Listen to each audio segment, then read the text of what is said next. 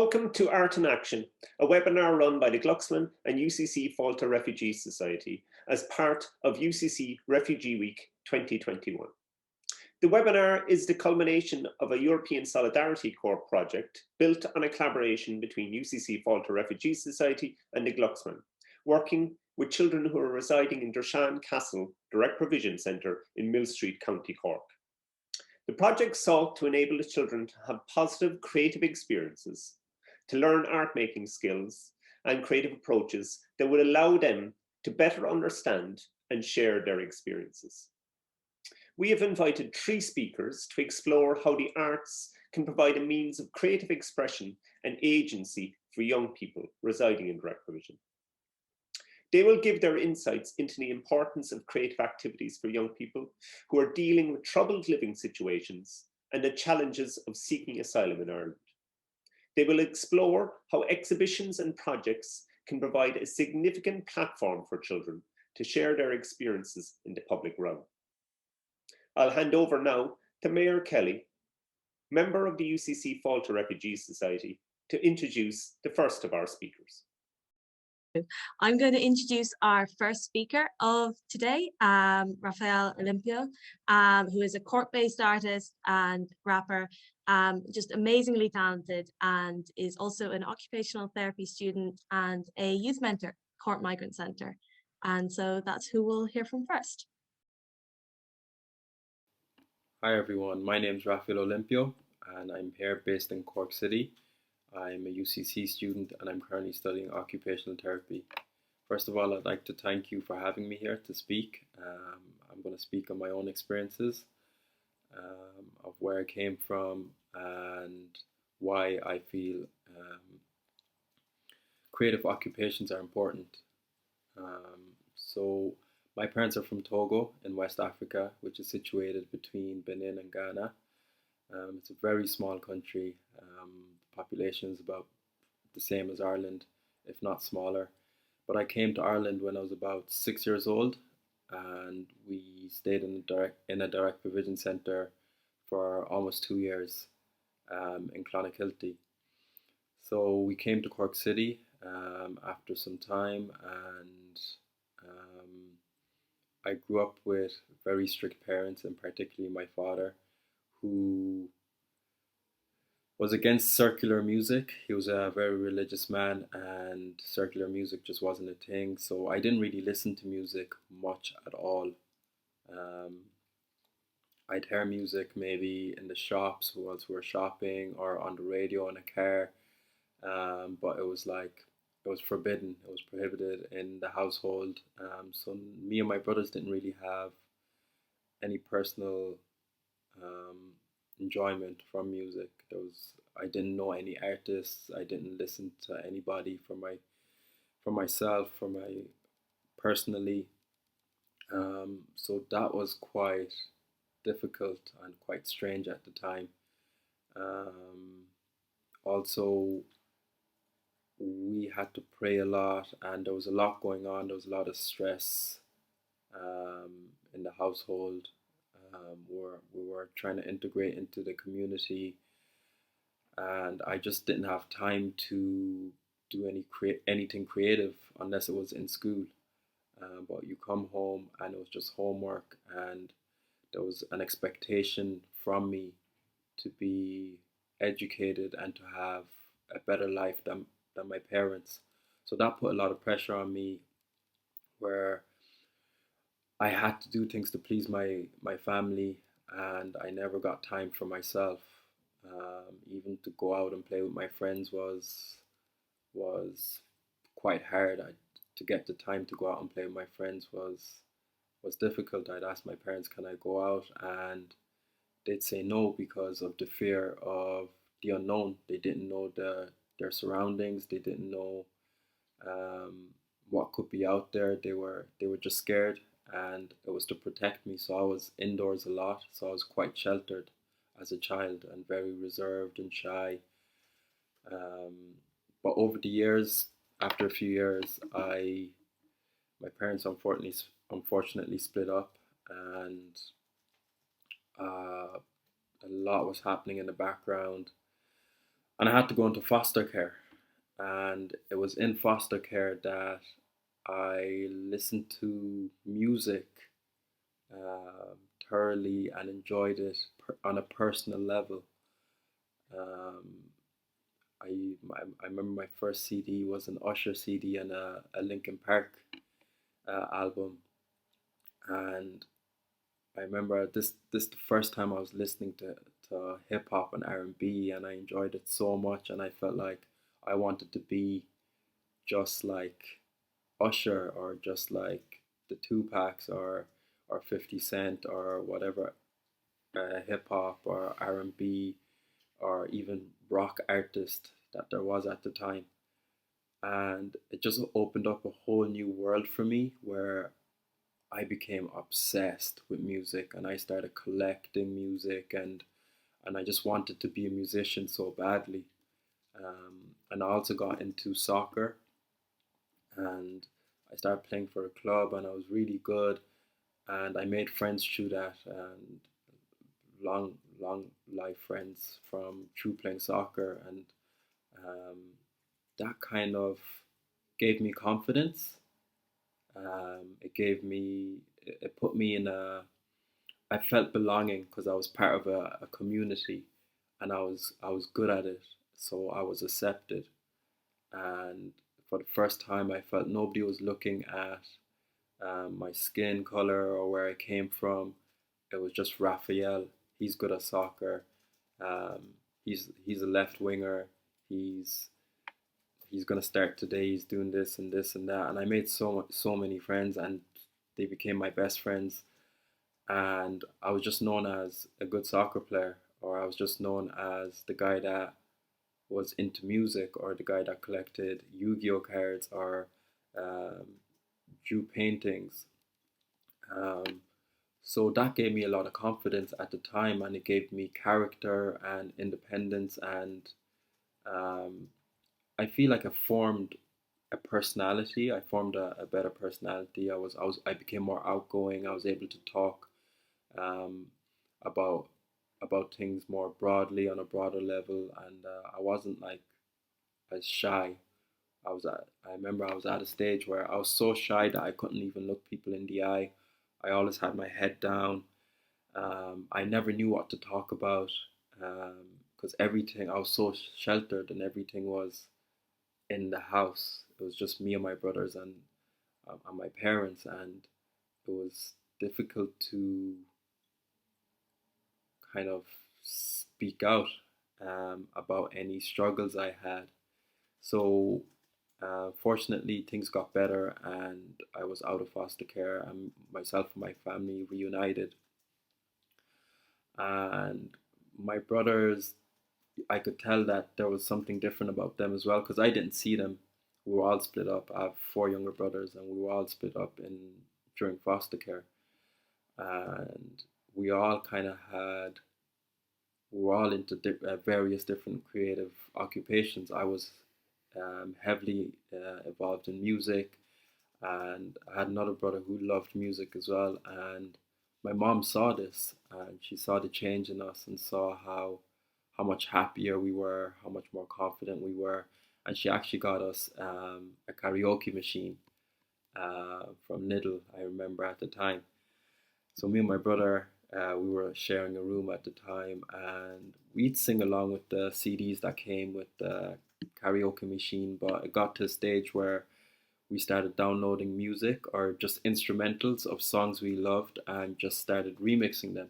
And I started writing poetry in my spare time, and it was a private moment. My poetry was um, like a private journal or a notebook where I kept all my secrets and um, all like talked about my emotions and the girl next door that I liked, or how I'm feeling frustrated that my mom grounded me because of A, B, or C, or how I want to be the next superstar musician, or how I feel. It changed over time, and even like as I grew older and I learned more about politics or the government, I started writing about things like that, or discrimination, racial discrimination, my fate, and it was just a collection. Like, I felt like I was at a stage where I found it hard to speak up, and even though my confidence was growing as I was getting older because of the creative occupations that I participated in, there was I still wasn't satisfied. I still wasn't bold enough. I felt I didn't have the confidence to be bold enough to share how I'm feeling, because at the time I didn't have um, my Irish citizenship, or I didn't have papers, and my mom had so much anxiety um, around just being perfect and not making a mistake, because she really wanted to stay here and really wanted her papers, and just didn't want to make any mistake, didn't want anything to hinder that. So that anxiety, I think, um, kind of fell on me, I guess, and my brothers. We felt that same anxiety, where we didn't want to get in trouble. We had to be the perfect kids in school. We had to get good grades. We had to be good. We couldn't mess up, and that anxiety, just like the fact that I could say the wrong thing and maybe that might cause something that might affect our application, was something that I dealt with for years. And even like the fact that in direct provision we couldn't eat the meat um, at the time, because I was Muslim and the meat wasn't halal. So we didn't eat any meat and things like that. And the whole family was packed into one room, and there was just a lot of uncomfort, but we never spoke up about it. And my mom just wasn't comfortable to speak up against discrimination, even if there was a racial incident that occurred. My mom would just say, just leave it, just walk away from it, don't confront it. So we just put our head down and got on with our lives, even though it hurt so badly not to speak up and just say it how it is, and say, I'm feeling this way. I'm a human being and I feel discriminated against. Um, it was so hard for me to do that because of the fear of saying something wrong, like I said before. So I did it through my music, and I feel it like it was an outlet where if I didn't have my music, my mental health would have deteriorated really badly. I would have been in a bad space, and I have been in a bad space before. But it's just the music kind of keeps me going, and I know other people that are in similar situations as me, and they might do art or play football, or I don't know. There's a hobby that you do, and it just keeps you going. And that hobby for me is music. And today I can say that I'm a professional musician, and I'm a mentor, and I do hip hop or music songwriting workshops. I've performed in the likes of Electric Picnic, Independence. I've opened up for artists, and I'm confident, and I'm at a stage where I can speak up through my music, and I can speak up in person. I'm here and I'm speaking to an audience, which is something I never would have done before. I would have grabbed a mic and done it through music, but I never would have spoke out about it like I'm doing now. Um, so I believe creative occupations and creativity is important to help us speak up, to help us share our emotions. As men, as a man myself, I find it hard to share and speak up about my emotions. So I do it through music, and I feel like it's very important. That helps you um, release stress. It helps you um, just kind of vent. Even sometimes, I have songs that I just go on a rant. I'm rapping and I'm going on a rant, or I'm doing spoken word and I'm going on a rant. And after the music stops, I feel free. I'm like, I said it, and I might release it, I might not. But the fact that I participated in that occupation, um, it it brought me, it made me feel better, um, and also helps with my thought process. It helps with regulating my emotions. It helps with um, just generally anything and everything. Like, I work as a healthcare worker, but I also do music, and I'm a college student. But everything, anytime I'm stressed, I always fall back on music. I always fall back on writing songs and or playing sports. So I would advise anybody, if you're stressed, um, tap into your creative world and enjoy the process and vent through it. Express yourself through your creative hobbies, no matter what it is. It's helped me a whole lot. It's given me an identity. It's given me confidence. It's it's also helped me get to get into college. It's made me realize what I wanted to do, and that's combining healthcare and creative occupations. So that's why I'm studying occupational therapy. Also, there was a time, I'm about to end now, so I won't take too much more of your time, but there was a time after I finished my leaving cert, because of my status in the country, I couldn't move forward into third level education. So I felt stagnant and I was frustrated.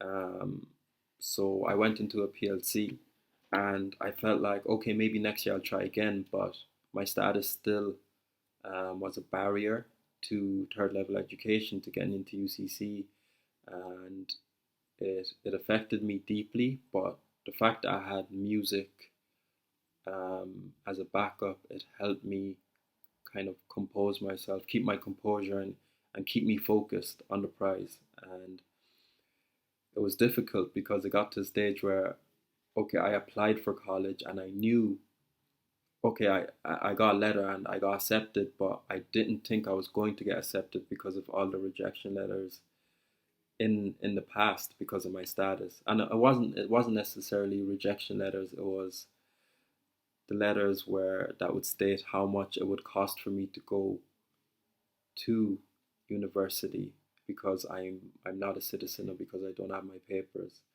and there was no way we could afford it. So the fact that I got in, I didn't know I would get accepted because I didn't know the law changed at the time, and I didn't have my papers when I first started university. So I didn't know the law changed, and I felt I was happy. I was delighted that I got in. But yeah, the main thing is that if I didn't have music and wasn't doing that as a part-time job or as a hobby, um, I would have been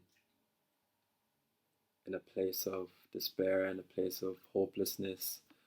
And it kept me going, and I still utilize my hobby today. So thank you for listening, and thank you for having me. Thank you so much, Raphael. That was great. It must be very hard to talk about this, that your past and your emotion in that way. So thank you. My name is Claudia, and I'm going to present our next speaker, Fionnuala O'Connell. She is a recent graduate of International Development and Food Policy in UCC, and she works in close contact with young people and children at Cork Migrant Centre. And she was also one of the organisers of Cork Migrant Centre Youth Initiative Against Racism, which helped give a voice to young people that were experiencing racism in Cork. So yeah, this is Fionnuala in a few words. Hi, I'm Fionnuala O'Connell. I'm the Youth Project Worker at the Cork Migrant Centre. The Cork Migrant Centre, amongst many things, is a well-being and integration hub providing services and supporting young people from migrant backgrounds and young people from dark provision centres around Cork. While in the UCC, I started volunteering at the Cork Migrant Centre just over a year ago, just over 2 years ago actually, as a youth mentor working to support and empower young people. During this time, there was hip hop and Afrobeat dance classes after school on Wednesdays, where young people from different centres could come and hang out after school. Being a volunteer, I would participate in the dance classes with the young people, having no idea how to dance myself, but they were so energetic and I just fed off their energy. Being there over time, I saw the changes. The confidence, the energy, the ability to just let go and just let off steam, whatever it was. People that once sat on the benches, over time, they progressed to standing at the back. And those that stood at the back now took center stage. And those that used to come late, those that would come late, started coming earlier. And I think it's just a testament to what they were getting out of the classes.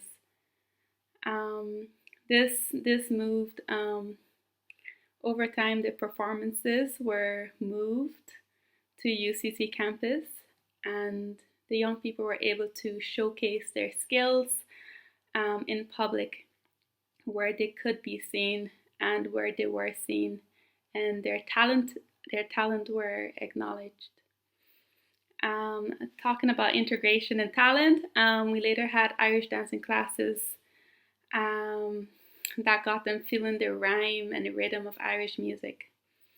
There was always a readiness to try what was new for some, and over a short period of time, they moved on from trying and they just thrived. And I'm sure that that some of you watching now probably saw their performance in the Al Maxima, a performance that they never imagined that would happen, and over time it was just something that had to happen. It was obvious that it happened because they just came so far with their confidence and their talent, and it just grew, and the stage was there for them. Over time, of course, COVID brought new challenges. Dance classes were cancelled, and although we had one of the centers where we were able to organize dance classes amongst the young people, getting them to lead the classes, we weren't able to do that with all the centers, and a lot of things were moved online. And when schools were kind of closed, I think it created a lot of isolation for young people. And during that same period as well, it was when the Black Lives Matter movement hit the Irish coast. And we saw that a lot of our young people were highly affected by what was happening. And so were we. We came together and put on the CMC Youth Initiative Against Racism webinar, trying to create a platform that young people controlled. And I think that's quite rare in these cases. But it was important for us that we were in full control of the platform, and we were in full control in how the young people wanted to express themselves and tell their stories, because at that time, people weren't being heard. Young people's voices weren't being acknowledged, and there was this conversation that racism didn't exist in Ireland. And so it's important for us to create that platform to amplify the voices of young people. And we had a lot of young people participate, which was really, really good. And we had a few young people that used spoken word to kind of illustrate their emotions around that time. And I think spoken word as a creative art form it's really beautiful. It's poetry and it's music, and by using that that medium, they felt more comfortable expressing themselves. The next project we had following the webinar, because we weren't going to stop there. Transformative justice, justice in itself is not a one-time occurrence. It's not a once-off action. The young people, in order to get them to express themselves more, because they still had a lot to say, we did a collaboration with the Cork printmakers. This was really interesting because everything happened online. We had, I was lucky enough to be a part of those calls. We had a few calls online, and we had one of the facilitators just collecting words and phrases that young people felt when they couldn't express in its entirety what was going on in their heads. And so we managed to collect these words and phrases, and we had them, and we're like, okay, this is great. But then we also decided that it would be great if they could use their language, because a lot of these young people speak more than one, more than two languages. So by getting them to go back to their first, second language, they were able to use other forms of emotion that couldn't be portrayed in English. So that was all. I remember Kate got them all to write down the words with their in pencil and send photographs. And she managed to compile all these phrases of hurt, of pain, of insecurity, of anger, of frustration, of hope. She managed to put all these words and images together. We had young people that drew and painted, and all of these beautiful images were collected, and the words, and they were put into this beautiful mural that was on the windows of Nanoniggle Place. It was really beautiful because it was something that they created, and it was their words, it was what they wanted to say. And the fact that they had the space to do that, I think it was just amazing. Watching that happen, I was just amazed at not their talent, but how it all came together and how it all fitted into this piece of just a united voice. We had the opening, and the opening was really beautiful. We had some dancers come in. It was a really nice event. Following from that, they still wanted to continue with using music and other creative outlets. And so while we were doing other work around social justice and transformative justice, especially with the CMC Youth Initiative Against Racism, we also set up a music and creative workshop that took place every Wednesday. And this was facilitated by two of our mentors. We had some painters involved, working to explore different themes. So we have like a group of young people who are talented in lots of different ways, and they will come to these workshops and learn to dive into themselves. It was a safe space where they could come together and explore what was going on around them, learn about Frederick Douglass, and that was really an interesting and fun part for everyone, including me, because I had the responsibility of telling parts of Frederick Douglass stories during the workshops, and we had reflections around it. We had music and poetry that was inspired by Frederick Douglass, and the theme of freedom, the theme of power would come up in these workshops, and we'll just explore what they mean and how they relate to what is going on around us today. A lot came out in those workshops, but it was a space where they could all come together, even though COVID had created so many challenges around Wi-Fi connection, around distance, around face-to-face meeting. It was a space where they could be together. They played word games and explored rhyme scheme, and a lot of pieces came out of those workshops, and some of them were showcased during Frederick Douglass Week that took place, I think, about a week ago, 2 weeks ago now. Time is moving so fast. But a lot of the pieces were showcased there, and it was just amazing. Like, I don't think they believed it when they heard their music. I had phone calls, and they're like, when can we release the songs?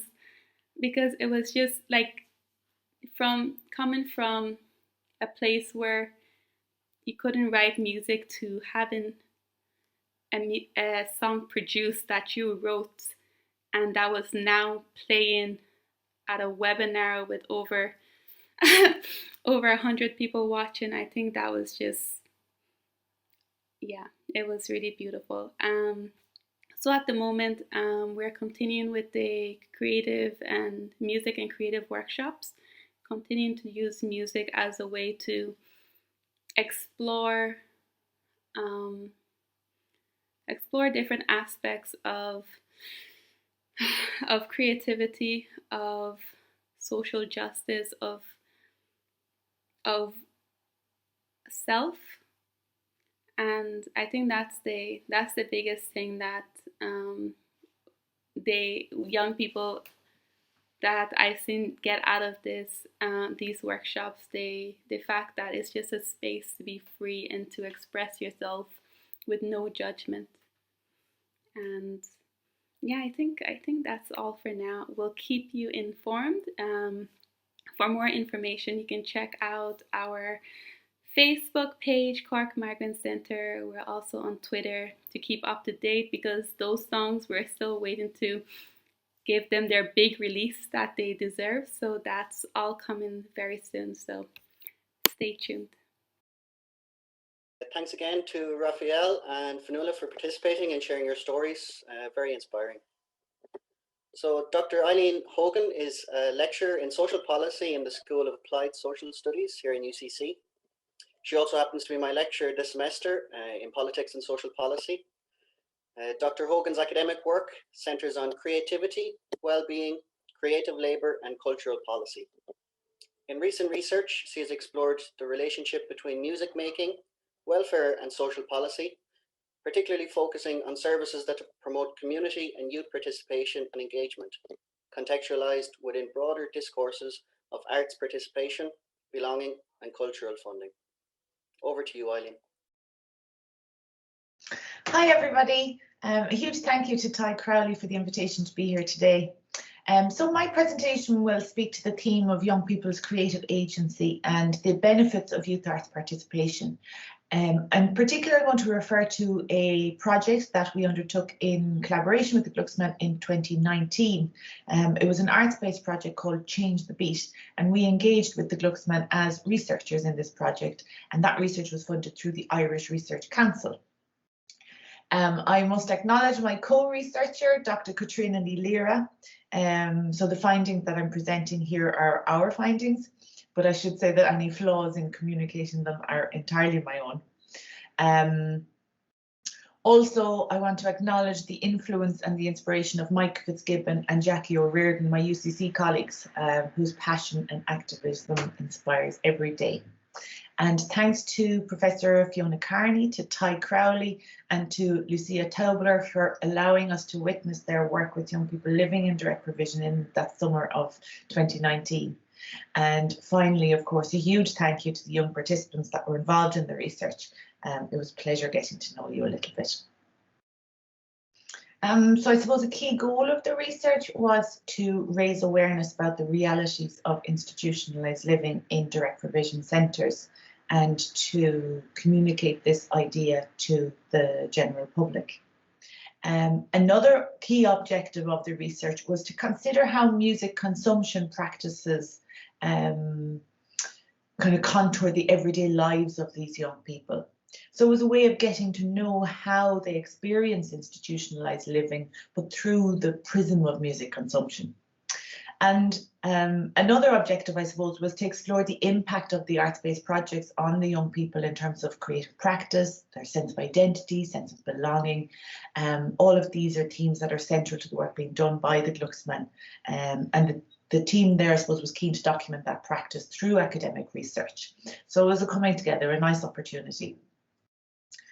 The research approach, I suppose the arts-based approach was important in giving us an opportunity to talk to young people about their lives in less obtrusive ways.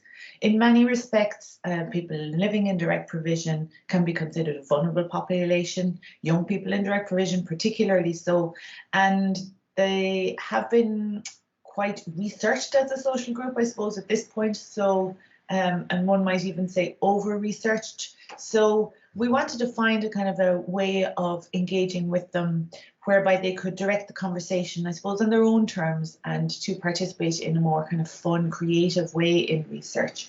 So the arts-based approach was very valuable as an elicitation method for us. Allowed us a really nice entry point into engaging with young people. So the research space itself, I suppose, was kind of a joyful one, a playful one.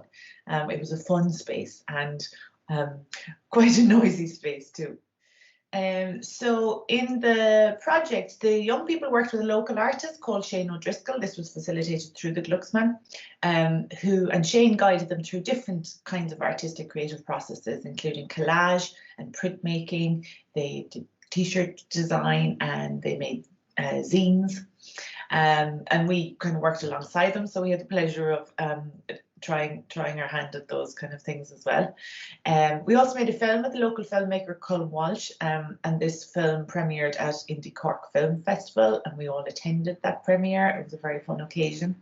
And the purpose of the film, I suppose, was to realise that ambition of communicating to the public about the realities of institutionalised living. And the film you can find on YouTube if you search for Change the Beat.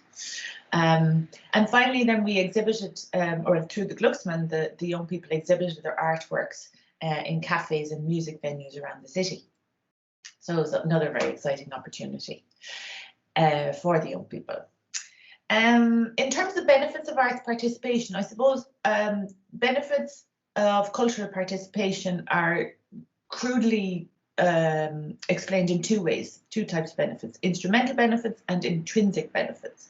So intrinsic values, I suppose, refer to the inherent value of engaging in the arts. So developing artistic skills, just the joy of making in itself, the pleasure of experiencing art and making art, the sense of empowerment that comes in the act of creating. And then instrumental articulations of value talk about benefits in terms of social and economic and health related outcomes, positive kind of therapeutic behavioural impacts and impacts in terms of personal and social development and educational advantages, sometimes diversion from antisocial activities or crime, and community cohesion also. It's worth pointing out that talk about the value of arts participation is highly contested, and in large part this is because articulating the value of arts participation has a strong influence on arts funding. There is a tendency to, and particularly I would say within youth policy and youth arts policy, there is a tendency to expect the arts to have more than mere intrinsic value, that there should be more measurable outcomes associated with arts participation. That's troublesome, that's problematic in many respects. I don't have time to go into it in depth, but it's worth noting. It's an interesting debate. In terms of experiences of cultural participation, research does show that young people who have little experience of high arts often feel what they describe as culturally incompetent when they're confronted with these art forms, and that would include experiences in art galleries or going to an art gallery. Research in the UK context found that young people identify stress and nerves and social anxiety as key barriers to participation in the arts, or feelings of embarrassment or shyness as major obstacles. I would say there was little evidence of that with our young people. And that comes from, I suppose, many of the young people would have long experience of engagement with the Glucksman, maybe going back about 10 years for some of them. Some of them were new to the Glucksman, but many of them had been coming for a long time. And I suppose that's testament to the work that the Glucksman has been doing for many years. It was interesting to see that the young people showed a real sense of ownership and belonging in the building. And the building itself, it could be perceived as quite exclusive. You know, it is an art gallery space. And I suppose art spaces are often perceived as classed, I suppose, as spaces only for kind of the well-off within society or the more privileged within society. So there was a very poignant moment at the premiere of the film at the Indie Cork Film Festival. We had a short panel discussion beforehand, and one of the young people described the Glucksman as home. That was really quite impactful. And I suppose that very idea of home is such an emotive and loaded concept for young people who have grown up in direct provision, who may have experiences of fleeing home in their countries of origin, for example, or who may be dealing with a great deal of uncertainty about whether their future home will be in Ireland or whether they will be deported. So for a young person to describe an art gallery as home was really a very significant moment. And on that theme of belonging, there's a theorist called Nina Yuval Davis, who talks about the idea of everyday bordering, how others, with the capital O, are reminded in myriad everyday ways that they don't truly belong. And we felt that the young people, through their participation in the arts project, were able to push back against these subtle bordering practices, that they were able to reclaim a sense of belonging, that they were able to put a stamp on the city through their artwork. And that sense of belonging that they showed in the Glucksman and on UCC campus. Again, the campus itself, I suppose, can feel quite exclusive. The young people were really interested in exploring the campus.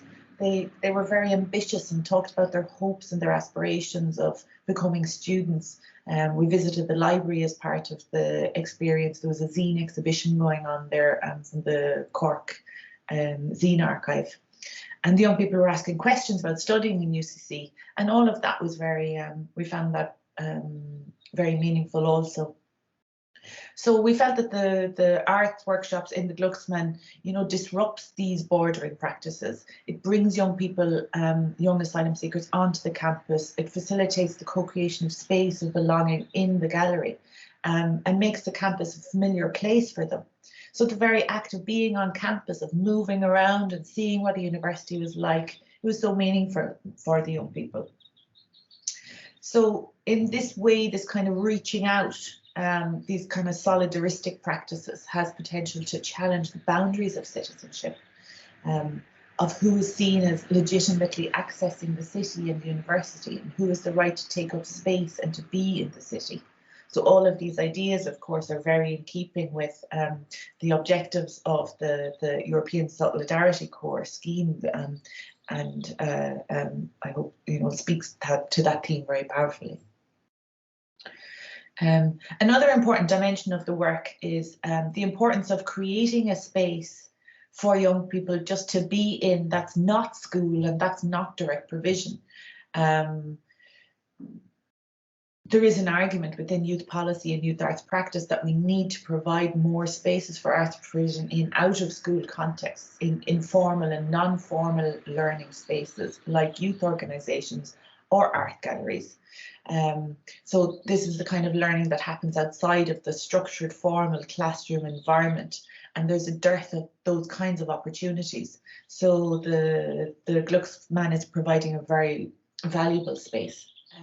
So what was important about this space was, I suppose, it gave an opportunity for young people to just be together, to make things together, to have fun together, to be in a space that was not the institutionalized space of the direct provision centre or the school. And they very much made the space their own and claimed it. As I said, it was noisy with the sound of their chat and their banter. And at every art session, we had music playing in the background. So we were listening to Beyonce and rappers and lots of musicians that the young people introduced me to, lots of artists that I've never heard of before, but I now know.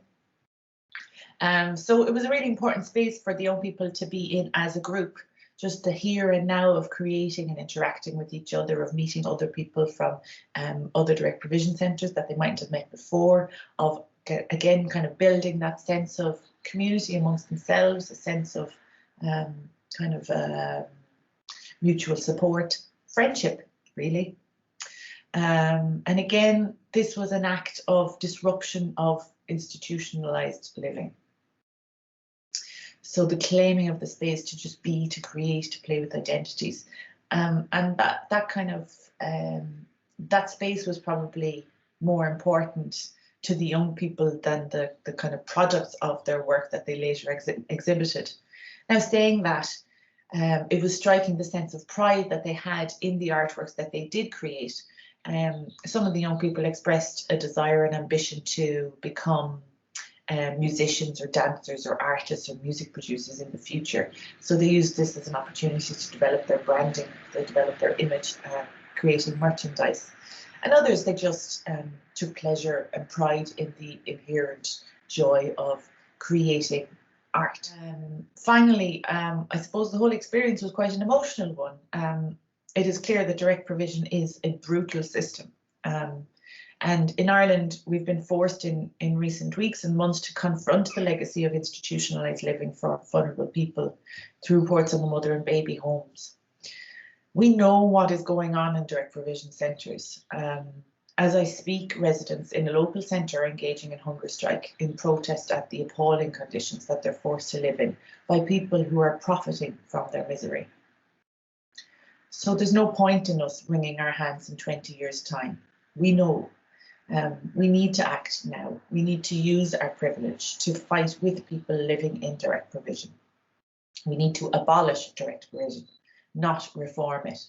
And it needs to be replaced by a humane, community-based response that is appropriate in respecting the dignity of people who come here in search of protection and in search of a better life. Thank you.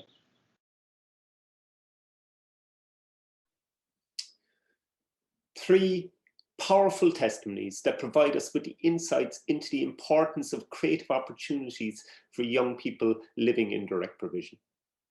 At the Glucksman, we've witnessed firsthand the transformational impact that can occur when the space and support are provided to these wonderfully imaginative young people. Thank you to our speakers, Raphael, Fionnuala and Eileen.